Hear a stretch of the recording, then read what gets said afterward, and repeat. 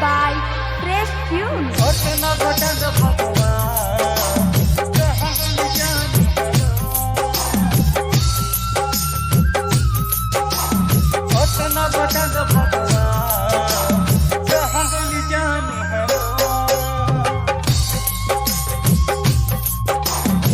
तने बता द भगवान कहाँ गली जान हमार।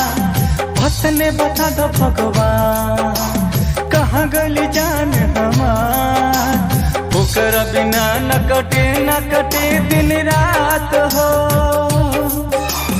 एक पल भूल न भूलेली ओकर नाम हो।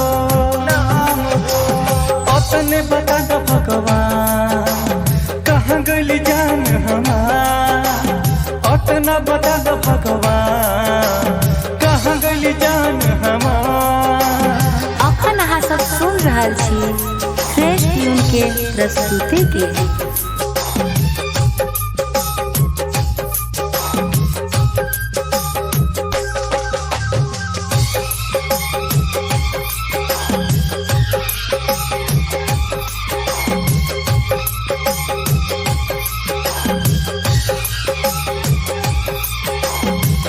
कैसे भुलाई तोहके खेलल सुबह शाम के। कसम तू धरवले रहलू कृष्ण भगवान के। कैसे भुलाई तोहके खेलल सुबह शाम के। कसम तू धरवले रहलू कृष्ण भगवान के। आह जाए जाने बन बन के अब न रुलाब तोरा धाह बन के। तोहरे से जियब तोहरे पे मर जाई। अब मिल दुनिया के जखम सहल जाई।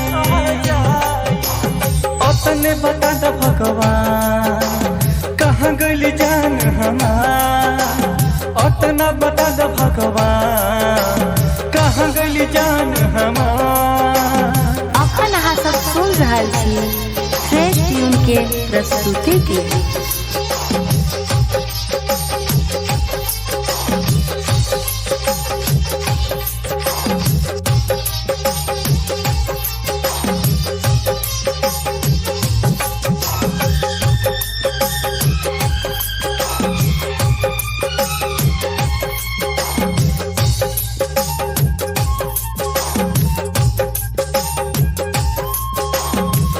बाहों में आजा गोरी छोड़म नहीं सातो।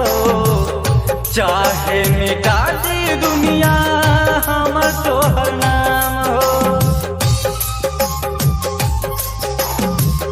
बाहों में आजा गोरी छोड़म नहीं सातो।